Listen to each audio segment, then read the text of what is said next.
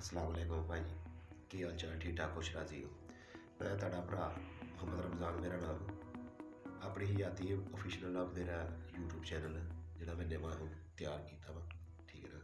फैसलाबाद दी मेरी रहायश पाकिस्तान। ठीक है ना। ते इहदे विच मैं अपनी ज़िंदगी दे बारे च अपने जो वाकया ज़िंदगी च होए, अच्छे बुरे, दुखी, खुशहाली आह्ले, खुशियां आह्ले, मज़ाहिया जो कुछ अपनी ज़िंदगी के बारे च मैं तुहाडे नाल शेयर करना चाहता। ठीक है ना।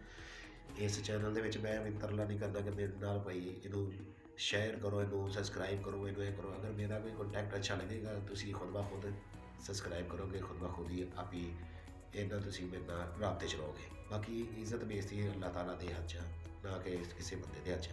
ठीक है ना। तुसीं मेरा साथ दोगे, मैं तुहाडा साथ दांगा इंशाअल्लाह ताला। ये अपना चैनल आ तुहाडे सारेआं दा।